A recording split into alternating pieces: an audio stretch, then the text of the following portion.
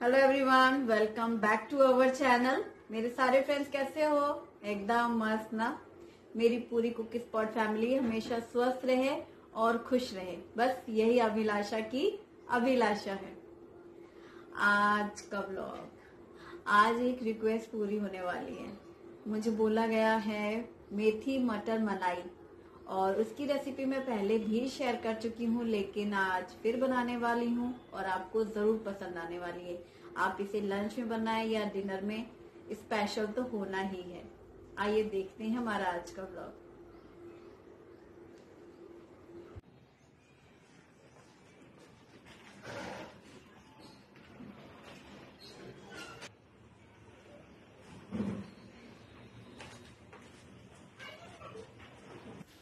Shubhi tuition गई है तो उसके लिए मैंने पराठे सेके थे सुबह। सबका नाश्ता हो चुका है, सबने गरम गरम पराठे खाए। हमारे यहाँ सुबह हैवी नाश्ता ही चाहिए होता है। और अब मैं लंच की तैयारी कर रही हूँ। ये मेथी के पत्ते चुन करके मैंने अलग कर लिए हैं और इन्हें धुल करके साफ कर लिया है। शुरू करते हैं सब्जी बनाना।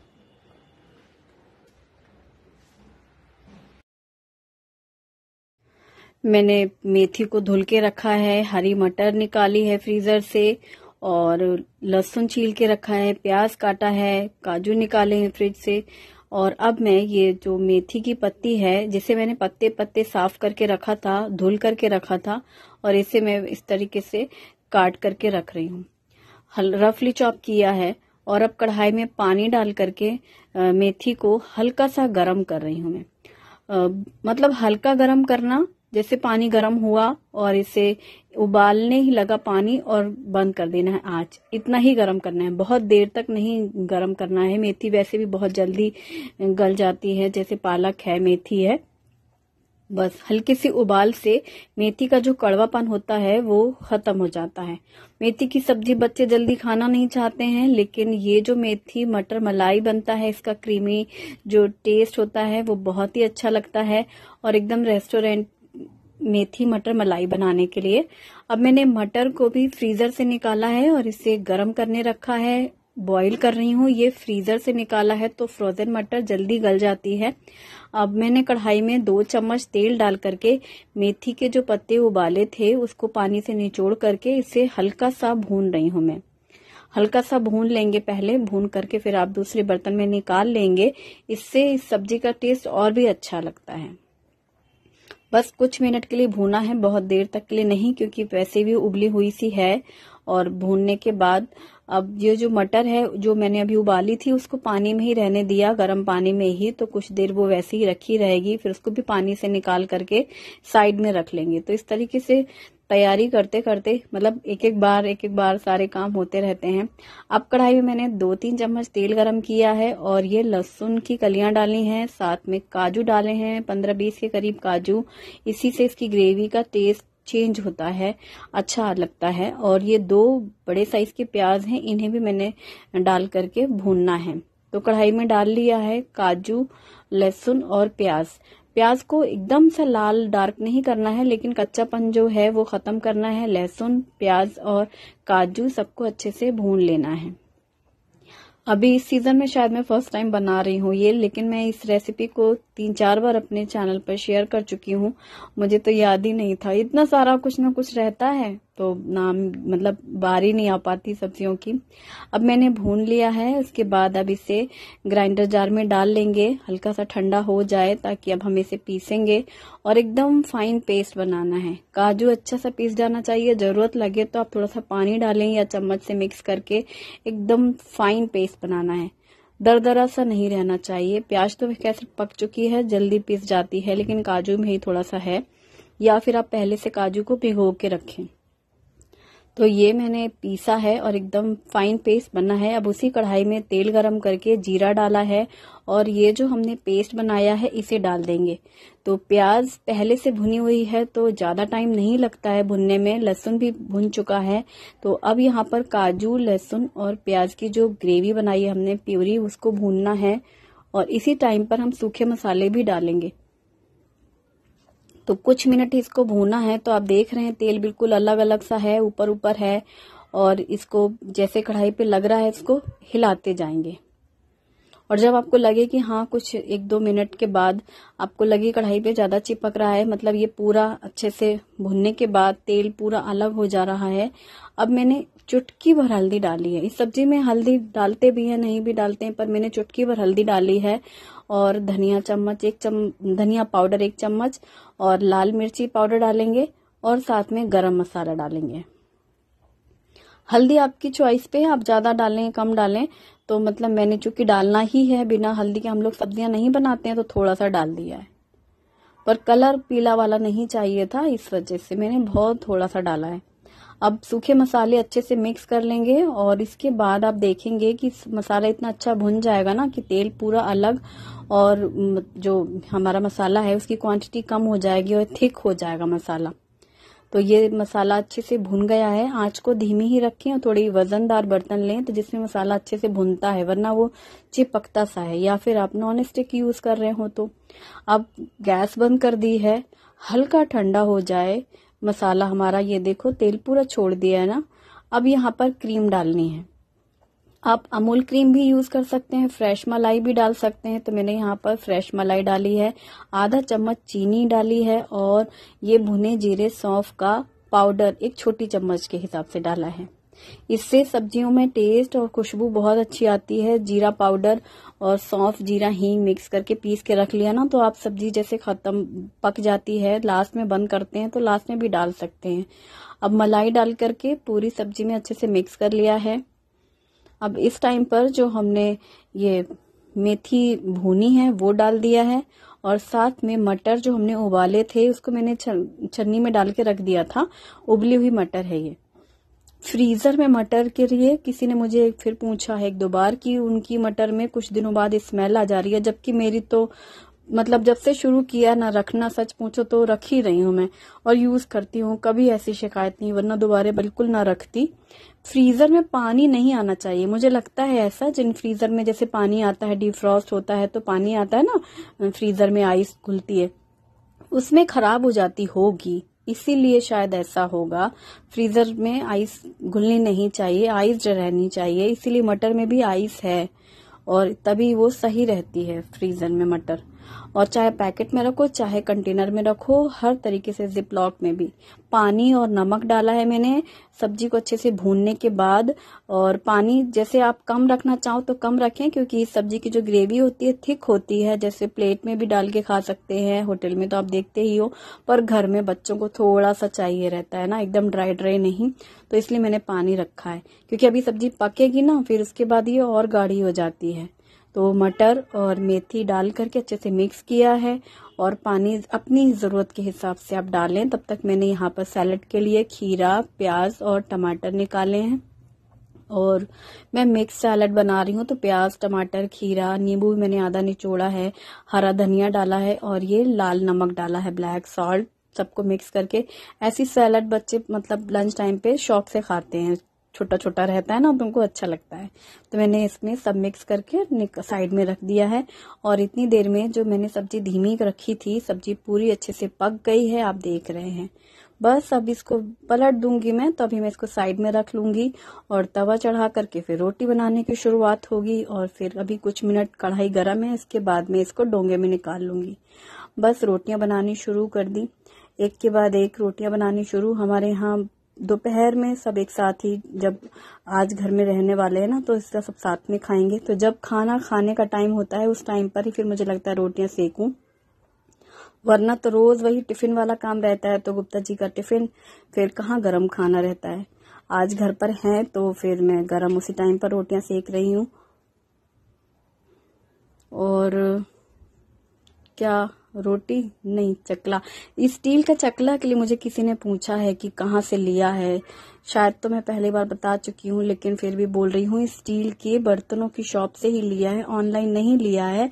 हमने पाचोरा में लिया था, तो वो एक साई जीवन जैसे यहाँ पे ना, वैसे वहां पर नवजीवन सुपर शॉप थी, वहां से लिया था हमने। और स्टील का कैसरोल भी खूब पूछते हैं, तो ये भी हमने शॉप से ही लिया है, मतलब वही जो नवजीवन सुपर शॉप थी ना, वहीं से लिया था। अब तो करीब हमें 3 साल तो भुसावल आए हुए हो गए, तो ये 4-5 साल का है, मतलब पहले से था ना पाचोरा के टाइम पर। तो ये कैसरोल भी, अब कैसरोल में मैंने लगाया है ये कपड़ा, और इसके बाद रोटियों में घी लगा के ही रखती हूँ मैं अक्सर, मतलब डेली वही आदत में हम लोगों को, तो वही करती हूँ। मेरी रोटियों में ज्यादा परथन नहीं रहता है, इसलिए मुझे झटकना भी नहीं पड़ता रोटियों को, क्योंकि ज्यादा परथन लगा के नहीं बेलती हूँ मैं। रोटियां पतली रहती हैं मेरी, भले ही बड़ी हो जाएं, पर पतली रोटियां और कम परथन रहता ही नहीं है। और बस घी लगा के रख दिया। सब्जी भी मैंने डोंगे में निकाल ली थी बीच में ही जब। आज इस व्लॉग के साथ कुछ स्पेशल भी है। अक्सर व्लॉग्स में जो मैं कुर्तियां पहनती हूँ मेरे फ्रेंड्स को बहुत पसंद आती हैं, और फिर मुझसे लगातार कुर्तियों की लिंक मांगी जाती है, पूछते हैं कि आपने कहाँ से लिया है, हमें इसकी लिंक चाहिए। तो कई बार ऐसा होता है कि फिर कब ली है और उसकी लिंक नहीं है, फिर थोड़ा प्रॉब्लम हो जाती है। कई बार वो स्कीम नहीं है, डिस्काउंट नहीं है। तो बहुत सारे लोगों का ये कहना था कि मैं अपनी न्यू कुर्ती कलेक्शन दिखाऊं, तो आज मैं आपको वही दिखाने वाली हूँ। मैंने कुछ कुर्तियां ऑर्डर की हैं, ऑनलाइन शॉपिंग की है, जो कि मुझे बहुत ज्यादा पसंद आई हैं, और मैं इन सभी कुर्तियों की लिंक डिस्क्रिप्शन में दूंगी। आप उन्हें जरूर चेक कर लीजिएगा, और हर कुर्ती की मैं डिटेल्स भी दूंगी आपको। सबसे पहले ये कुर्ती है, ये देखिए मस्टर्ड येलो कलर की है और वारंगा ब्रांड की है। इस कुर्ती में आपने अक्सर देखा है, मुझे येलो कलर बहुत पसंद होता है ना, फिर मैंने अभी जो शॉपिंग करी उनमें से 3-4 कुर्तियों में ये येलो कलर आ ही गया, क्योंकि जो कलर हमारा फेवरेट कलर होता है उस पे हमारा हाथ जाता ही है। इस कपड़े में सबसे अच्छी बात है इसका फैब्रिक बहुत अच्छा है। जैसे मैं डेली वीडियोस के लिए लगातार काफी घंटों तक कुर्तियां पहने रहती हूँ कपड़े, तो उसके हिसाब से बहुत अच्छा है, वॉशेबल है, और जो इसमें फ्रंट में एम्ब्रॉयडरी है ना, ये बहुत सुंदर है। इसका ये जो वर्क है एम्ब्रॉयडर्ड, ये बहुत सुंदर है, और इसमें जो कलर यूज किए गए हैं उसके हिसाब से इसमें लेगिंग्स या प्लाजो पहन सकते हैं। तो जैसे पिंक है, ग्रीन है, ऑफ व्हाइट है, इवन पिंक और लाइट ब्लू भी है।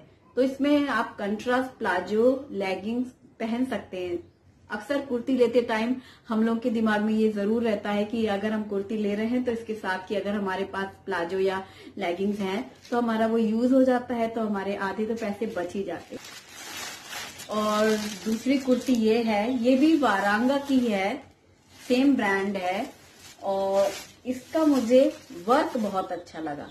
ये कलर ग्रीन कलर है, लेकिन मुझे लग रहा है कि वीडियो में कलर इसका पर्पल सा दिख रहा है ना, बट इसका कलर ग्रीन है। और जो सिल्वर कलर से इसमें वर्क है, ये मैंने थोड़ा सा डिफरेंट लिया है, मतलब ये आप शाम को कहीं पार्टी में भी जा सकते हैं तो पहन सकते हैं। और स्लीव्स में जो स्ट्रिप्स लगी हुई है ना, ये सिल्वर गोटा पट्टी टाइप का, और इसको लॉन्ग स्कर्ट के साथ पहन सकते हैं, प्लाजो के साथ पहन सकते हैं। सिल्वर या गोल्डन कलर का भी प्लाजो है, उस पर भी अच्छा लगेगा। मेरे पास एक गोल्डन प्लाजो है, वही सोच के मैंने लिया है।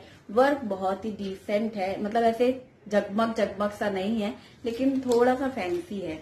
और इसका जो फैब्रिक है, इसमें सेल्फ वीविंग है, मतलब कपड़े में उभरा सा डिजाइन बना हुआ है, सेल्फ में है ये कपड़ा, और इसका लुक भी बहुत सुंदर आएगा। और एक ये कुर्ती है, मैं कुछ दिनों पहले एक बांधनी की कुर्ती ली थी, सबको बहुत पसंद आती है। अभी भी वो कुर्ती पहनती हूँ तो सब पूछते हैं उसकी लिंक, और काफी पुरानी है वो कुर्ती। तो मुझे बांधेज बहुत पसंद है, तो बांधनी की ये कुर्ती आप देख रहे हैं, ये मैंने थोड़ा डिफरेंट पसंद की है। जो पहली मेरी है वो राउंड नेक की है बंधेज में, तो ये यहाँ पर कॉलर देख रहे हो आप, और इसकी स्लीव्स में ये पैटर्न बहुत अच्छा है। इस तरीके से पाइपिंग लगी हुई है ग्रीन कलर की। इस कुर्ती के साथ अगर डार्क ग्रीन कलर की लेगिंग्स, चूड़ीदार पैजामी या ग्रीन प्लाजो पहना जाए, बहुत सुंदर लगेगा। रेड और ग्रीन का कॉम्बो तो अच्छा लगता है, लेकिन yellow, off white, even white legging सब में चलती है एवरग्रीन। तो ये कुर्ती मैंने ली है, जिसमें 3-4 कलर के प्लाजो और लेगिंग्स मेरे पास हैं, जो इसके साथ मैच कर सकता है। समर की शुरुआत हो चुकी है हमारे यहाँ भुसावल में, यानी गर्मियों की शुरुआत। कॉटन फैब्रिक है, फैब्रिक बहुत अच्छा है, सूदिंग है, और कलर जो डार्क होता है वो ब्राइट लगता है, तो जैसे मुझे वीडियोस के लिए भी बहुत बढ़िया है। और जैसा कि मैं कुकिंग के लिए लगातार 4-6 घंटे पहनती हूँ घर में, उसके हिसाब से ये फैब्रिक बहुत अच्छा है, तो इसलिए मैंने ये कुर्ती ली है। और ये अही का ब्रांड है, अही का, और ये भी वारांगा का है। लक बाई चांस इस बार जितने भी कुर्ते हैं ज्यादातर मेरे पास वारांगा के हैं, और ये मुझे बहुत पसंद आया। पता है क्यों? मुझे कॉलेज टाइम की याद आ गई। मैं हॉस्टल टाइम पे मैंने ये ब्लैक और व्हाइट प्रिंट उस टाइम काफी चला था, तब मैंने पहना था। प्योर कॉटन कुर्ती थी मेरी, ब्लैक व्हाइट, और मैंने खूब पहना था व्हाइट चूड़ीदार पैजामी के साथ, और ये इस तरह का प्रिंट डिफरेंट था, और ये मुझे दिखा ना जैसे ही मुझे बहुत पसंद आया। तो वारांगा की है ये कुर्ती। यहाँ पर थोड़ी सी ऐसी डोरी जैसा लगा हुआ है शो के लिए, फुल स्लीव्स हैं, फैब्रिक बहुत स्मूथ है, सॉफ्ट है, बहुत अच्छा है, डेली यूज के लिए तो बेस्ट है। और white palazzo, of white palazzo बहुत सुंदर लगेगा। इवन ब्लैक के साथ भी पहन सकते हैं, मतलब ब्लैक हो व्हाइट हो, और इसीलिए ही हमें सबसे ज्यादा पसंद होती है, क्योंकि जब प्लाजो और लेगिंग घर में है तो फिर सिर्फ कुर्ती लेनी होती है, और इसकी प्राइस भी बहुत अच्छी है। और एक ये कुर्ती है, लिबास की कुर्ती है, लिबास ब्रांड बहुत अच्छा है। यहाँ पर भी देख रहे हो आप, कॉलर नेक है, और ये गोल्डन प्रिंट में है, बॉटल ग्रीन कलर है, स्लीव्स में यहाँ पर बॉर्डर पट्टी बनाई गई है, और ये स्ट्रेट कुर्ता है, साथ में प्लाजो है। ये प्लाजो सेट कुर्ता है, और इसकी प्राइस है 1000, जबकि इसकी रियल प्राइस 2000 है, लेकिन हमें डिस्काउंट में ये 1000 का मिला है। ये कुर्ता बहुत अच्छा है, कलर वाइज भी, और इसका जो प्लाजो है ना वो भी बहुत बढ़िया है, मैचिंग में है ये, और ये पार्टी वेयर है, तो इसे आप पार्टीज में भी पहन सकते हो।